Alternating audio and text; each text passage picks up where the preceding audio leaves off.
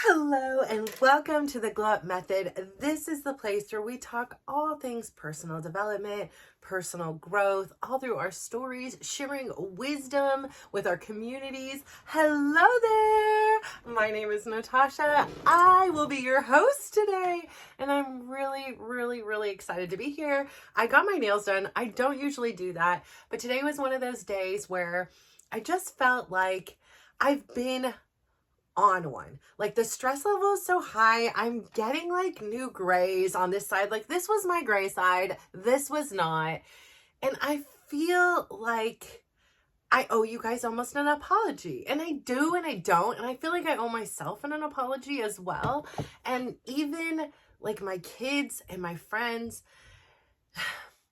it's been a beautiful day. It's been a remarkable day for growth. Today is the day where progress has been made.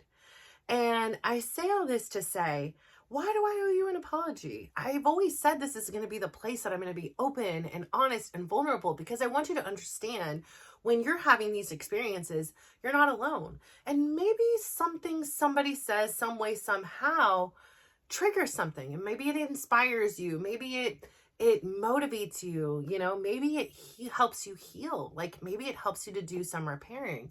And that's what I'm here for because, the way I've lived my life, so much of it was in this isolated, alone feeling.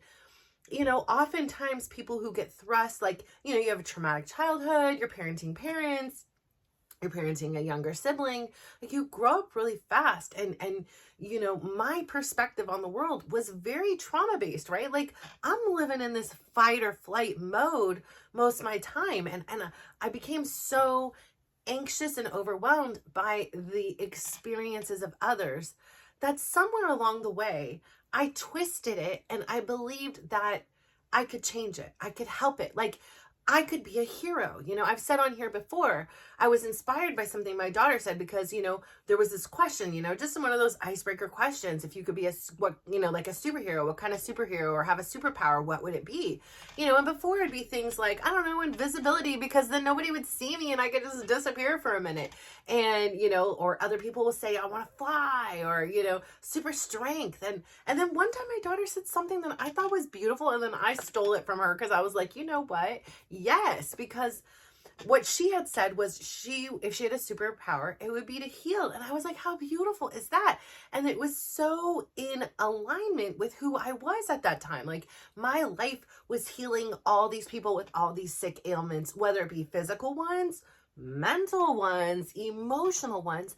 And I was like, that's perfect. That is it. I'm going to take that one on. And I really felt this way of like, I almost had this superpower because I had gotten so good at reading and analyzing what the needs of my loved ones were, especially like, starting from my dad. He came home, had a rough day, grab him a beer, like behave, show him a good grade on a homework. Like I really created this belief that I had any kind of power or control over people to change their experience. Yes, of course, I can influence it, right? But was I the end all be all to somebody? No. And I think for years that, I also, when I stopped taking care of my dad, I got married with Chris and I started taking care of him in the same manner.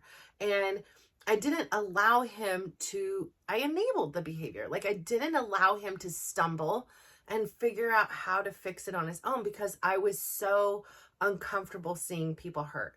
Until a few years ago when I started on my own journey and I realized because I had hit an absolute rock bottom that I was not comfortable with and I needed to really pull myself out of this situation, I realized that there was nothing on this planet I could ever do to make him happy. Yes, temporarily, but at the end of the day, all I could do was support. And not all, but I mean that was my role, and he had to figure it out on his own, and he didn't want to, right? Like he had somebody who in his belief, like I made him happy or I did make him happy. And I really held on to it. And so part of that has led me to today's revelations. Like I started thinking, and I was thinking about how much more energy and time I would have if I made the decisions to go about my day based on what I was feeling, based on what my experiences were versus responding to somebody else's. I'll give you a great example. Last night there was a situation, we had texted about something briefly, and I just, said, you haven't been coming to the games, so I need to learn how to do this booth. I'm going to do it on Saturday now that he said he was going to the game. And he took it really personally. Like, what do you mean I'm not at the games? And then, it's like he has a temporary loss of memory or something, because like since October there's been like 10 events, and Tyler's had like 12 or 13 events, but there's been like 10 events he didn't show up to. And so of course, what do we have to do then? We have to cope, we have to pivot, we have to adapt, and we have to adjust our lives. We can't just sit around and hope he's going to be there and then be like, oh no, he's not here, what do we do now? This has kind of been the pattern, and I have to prepare for it. If he's there, great. I don't need to know how to do the booth.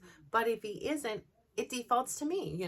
He volunteers for these roles, or it gets volunteered sometimes for these roles, such as setting up a camera. And when he wasn't there, I needed to figure out how to set up the camera on my own and use the other resources available. And the same goes for the booth. I've done it once before last year, but I also had this younger kid who happens to be the younger brother of the young man I've talked about here that is currently paralyzed from Tyler's team. And he, is such a cutie. He would come running and help me to change the score. I'm like, thank you, so it's like the score booth is what I'm talking about at at a high school event or school game or whatever.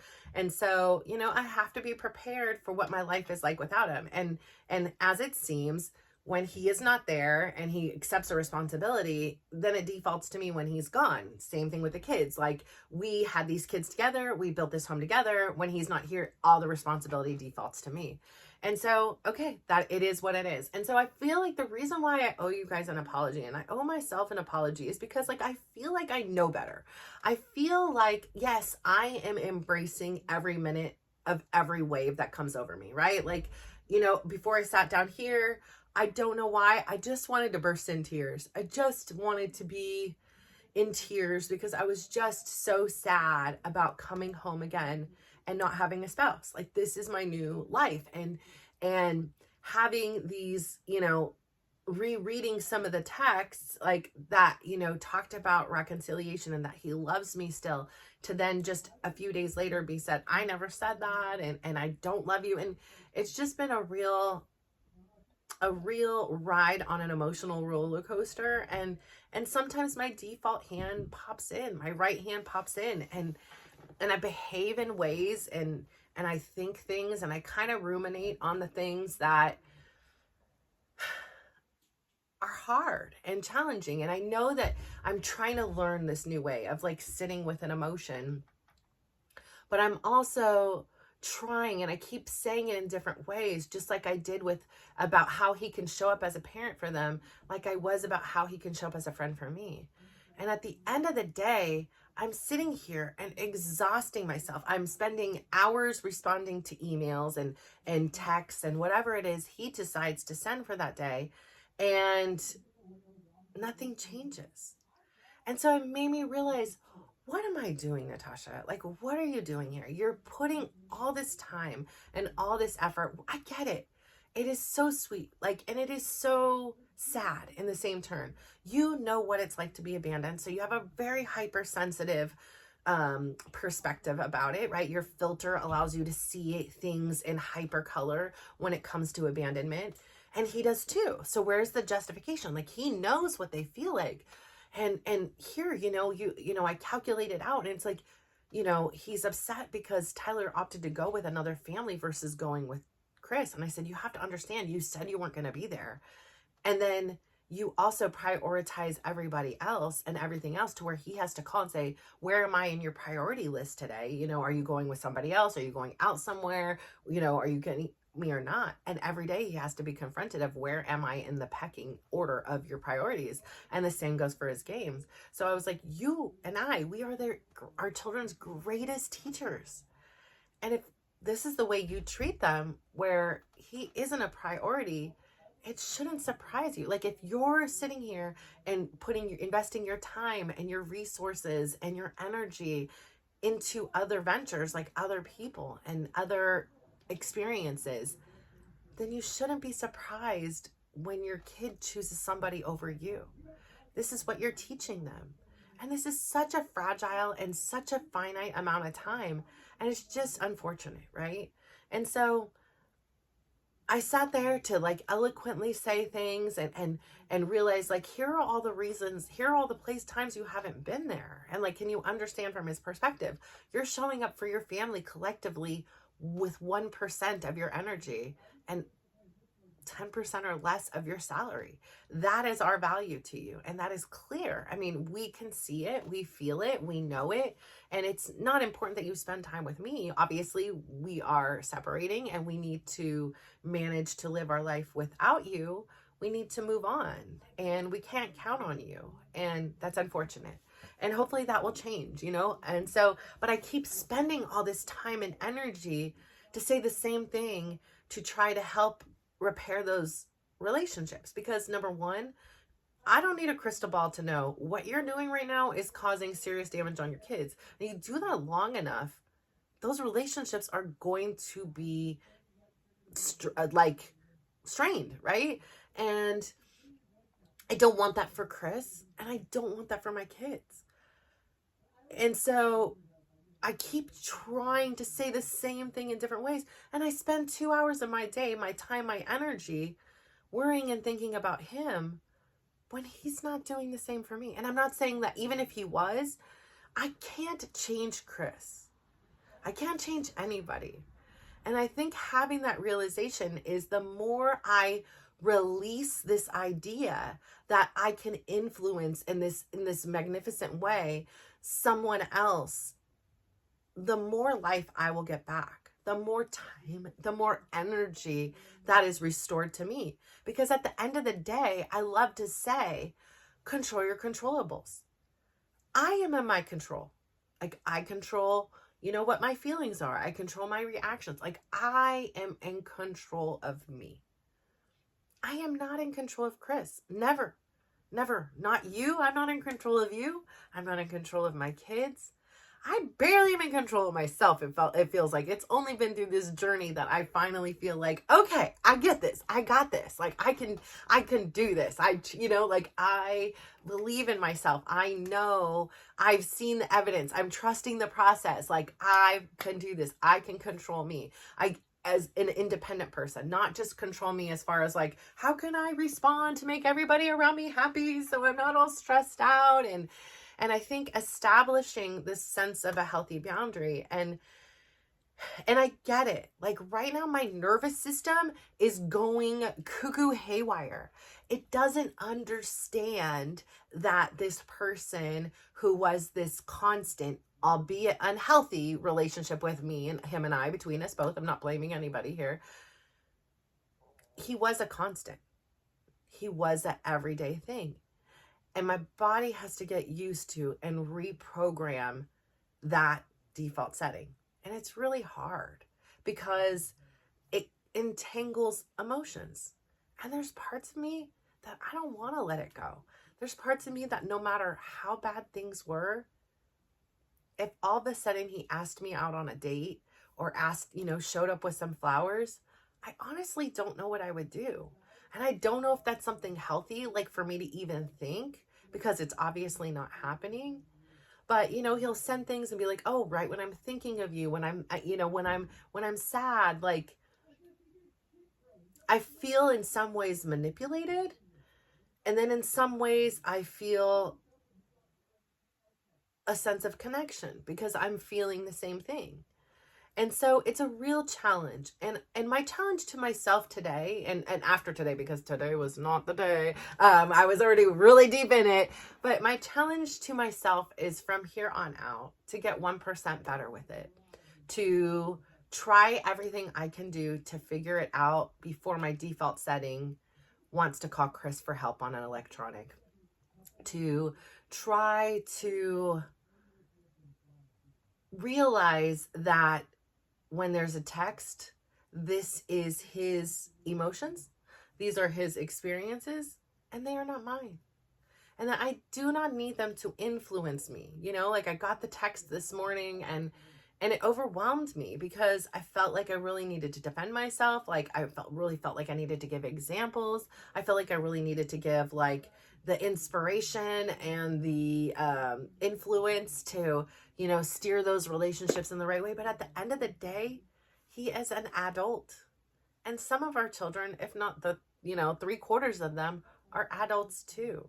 Those are their relationships to navigate. And so me putting all this time, effort, and energy into relationships that really have nothing to do with me, it seems like such a waste when I have this laundry list of things to do that haven't been done because I'm wasting my energy still trying to protect, change, influence, help someone who's made it very clear they don't want to be here with me or my kids.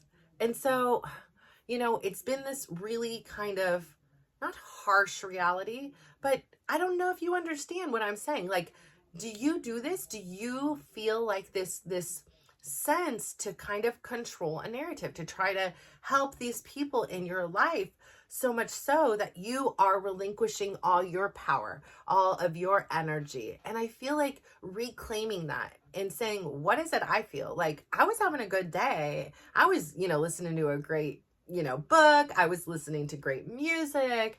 And then I see this text and it has this effect on me. And I just don't want it to anymore. It seems like I have said everything under the sun I need to possibly say. And now I'm just going to let it go. I'm going to relinquish the responsibility. And I feel freer just saying it. I know it hasn't been yet today, but just having the plan and the idea to say 1% better each day. So that doesn't mean that I'm not going to make attempts tomorrow or the next day or the next day. But if I continue to do it, I'm rewriting the nervous system. I'm rewriting the script. I'm using that left hand. And it's really hard right now because my default setting wants to help Chris, wants to, care about Chris, wants to love Chris. And the left hand says it's time to move on. You have no choice. The choice has been made for you. He is no longer here. He is no longer calling to say, I love you. There's no interactions like that. He has moved on. He loves somebody else. And that's just the way it's going to be. Or likes or lusts or whatever. I don't know the degree of their relationship. He says he doesn't love her, whatever. I don't care. I care, but I don't care. You know what I mean? So whatever that relationship is, may it be whatever it be. But I say all this to say, I really challenge you today to take your power back. Because so oftentimes, especially as caregivers, as moms, parents, grandparents, uncles, aunts, even in roles in our job, we give so much of our power away. We're waiting for these validations. We are waiting for somebody else's response to tell us how we live our life. My job here in this situation was to, for me, number one, realize what it was I needed. I needed a friend. I needed a partner. I needed support. And then my job was to tell him. And what he did with the information, that was out of my control, right? Like I can't control what you do with it.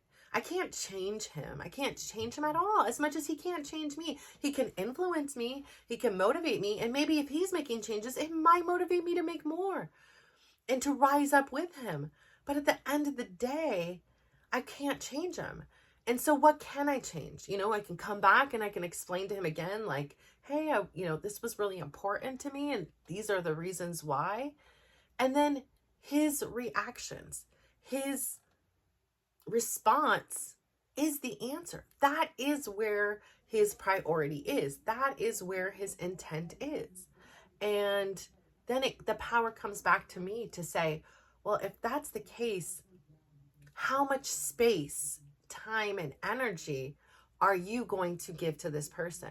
Like, is this person bringing you up or is this person bringing you down? And then if they are bringing you down or up, like how much time do you want to invest in them and in a relationship that maybe isn't the healthiest thing for you, maybe isn't vibing at the frequency that you are intended to be, you know? So I say all this to say, you know, I had a thought too, you know, I started thinking about my auntie today. I was doing some work and she came up and, you know, her story was part of the motivation for me to begin my own personal health journey. I've said it on here before.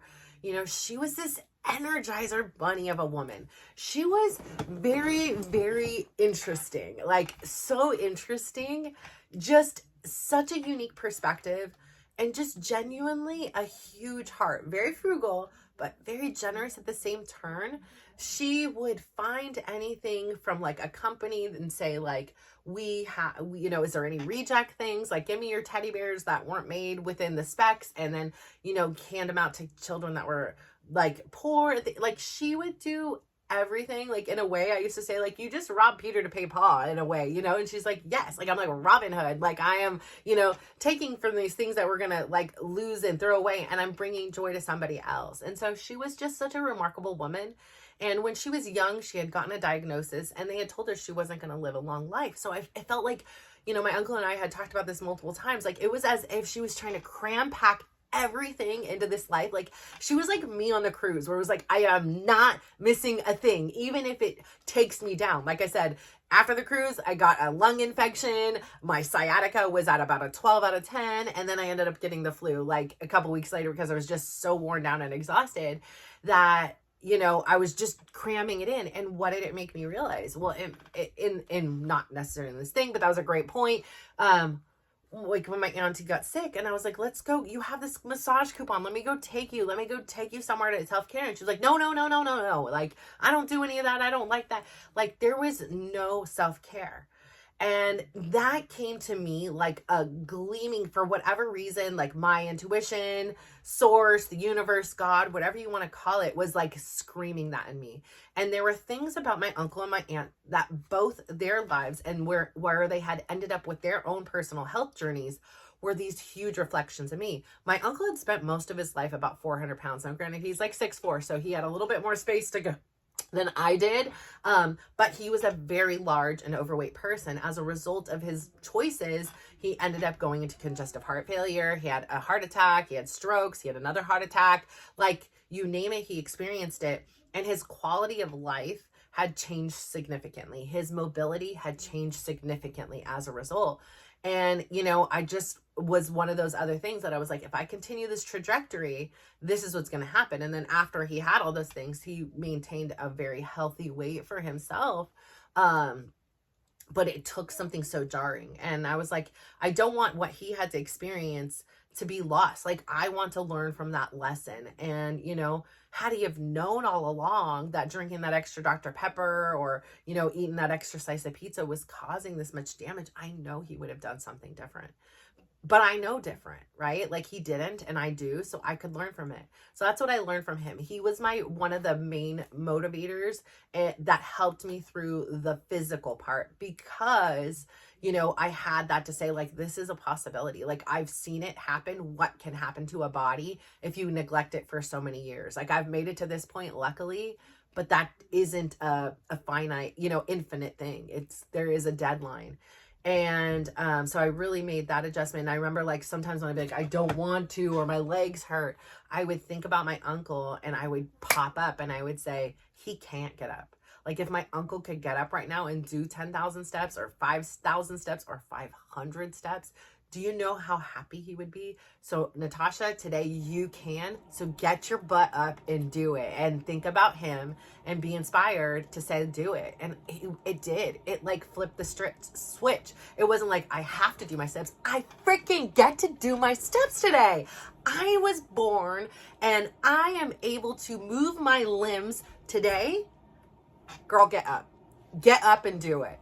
So I did. And then for my auntie, the thing that, like I said, was the self-care component. And again, I wasn't really familiar with the whole self-care thing either. But I really started thinking about her, and I thought about my grandma said about how, these things that are happening to us, they, if we don't let it go, they just sit and fester. And when we hold on to those resentments, when we hold on to the anger, when we hold on to the sadness, that is what causes, from my grandma's perspective, that is what causes the cancers to come alive and the sickness and the illness. And so I don't know if that is or isn't true, right? But it is part of my belief. So if it is part of my belief, that means for me, it's probably true. And so, it's the same thing I can tell my kids if they're like, I can't was a bad word in our house. But if they said I can't, I'm like, you're right, you can't. Now you can't. You could have before you said I can't, but now you say you can't. It's just not going to happen unless you say now I can, right? So it's this whole psychological thing. So for me, probably if I just hold all this stuff in, it might equal illness, but I'm releasing everything. And thanks to you guys, you're going to be the recipients of some of it. So, hello. But anyways, I say that to say her having this component where she didn't care for herself really was this neon sign, you need to take care of yourself. You need to explore and discover what taking care of yourself means. And it's been such a beautiful part of the journey that has been one of the guiding forces. And it's not all about being selfish and just taking care of me and not caring about anybody else. No, it's about finding balance in it. It's about knowing that I have a seat at the table. I matter. And so for me right now, what is showing to me as part of my self-care is going to be taking care of myself. I went and got my nails done. I'm going to a Christmas party that's been planned before Chris ever left. And it's a Christmas party with all my gym friends, and we get to dress up, and I'm going to wear some sparkly, dazzly dress that I have. And I'm going to feel confident, and I'm going to feel beautiful. And I have now these Christmas colored nails, and I feel like I'm coming alive, just making these little pieces of progress each day. And that I'm sure if I look back and watch the videos from just 2 or 3 or 4 weeks ago, how much has changed within there. And I've changed, and there is more clarity, and there is more getting used to it. But like with anything, it's going to take time. My nervous system has to rewrite.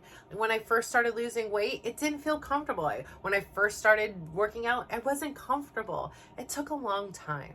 So this disillusion of a marriage that took a long time, it's going to take a long time to unlearn. I used to say, it took me a long time to get to 300 pounds. It's going to take me a long time to get to a healthy weight. And that was the bee's knees. Let me tell you, when I put that thing in the BMI and I'm like, what? I am a healthy weight. I went from, extremely obese or morbidly obese or whatever to obese. I was like, heck yeah, I'm only obese now, guys, to oh, I'm overweight now, to being healthy? Are you serious here? Me? Are you kidding me? I did that? No way. And it was 1% better each day. It was showing up. It was about celebrating the progress. And so here, that's what I'm saying. My progress today is realizing that I am a powerful woman, and you are powerful. And part of it is we need to grab back our power and stop giving it to things we cannot control. We cannot control the political climate. We cannot control wars. We cannot control, our bosses. We cannot control our significant others or our children or the teachers. We cannot control if there's traffic. There's so many things we cannot control, and so little we can, right? What's within us is what we can control. And so when we focus all of our energy on those things that we cannot make any progress or change on, who are we harming here? And who are we making better? That energy, recapturing it and applying it to ourselves and learning to grow and use that time and energy for things that you can control and you can change is so beautiful. It is such a precious, powerful gift to give yourself. So I say all that to say, I am so proud of you for sticking in with me. Like I said, I feel like I owe an apology because I'm dragging you in here with my trauma, right? I'm up here crying, and not that crying isn't a bad thing. It's just, I have been stuck in my right-handed ways because I am in a fight or flight mode, and I'm heading right back to what I know the best and most has been my normal coping mechanism. But let me tell you this, I am no victim. I am no woman that deserves a man to walk out on her in this fashion. I am no woman that deserves a man that will have multiple affairs and go to any woman that looks his way twice. I deserve someone to love me. And if that someone to love me today is only me, I got this. I've got me, and I've got my 4 kids who tell me they love me every single day. And I carry that with me. And like I said, that is all I need for today, because that is the fuel that's going to keep me going. I've got some amazing friends. I've got this freaking glow up community that I get to be a part of. And I'm so grateful for it. I'm grateful for every comment and every single subscribe. I'm up to 93 subscriptions. And like, I thank you all individually, each and every single one of you, every comment, every like, everything, like every minute you've sat and watched me listen to about my life and hopefully have these little nuggets of wisdom that you can go and take with you. And then hopefully you can then go take and share with the world, because that's what it's about. It's about sharing what we know and making this whole world a better place. So I say all that to say, today I really want you, I challenge you to relinquish this notion that you can change anyone. Just let the person in your life be who they are and understand that's who they are. You don't have to stay with that person forever. You don't have to stay with that job or that situation. You let them know. You do your part. You communicate. They have this option to respond. And you again get the power back. The ball is in your court to decide what you do and figure out what space and time and energy this person, this situation, this job, whatever it is, deserves of you. So I say all this to say thank you so much for tuning in today. I really do adore you. You are amazing. Keep up all your good work. I am so proud of you. And if you could do me one huge favor today, please go out there, give somebody a big smile, give them a compliment, and just watch how they glow up. So thank you.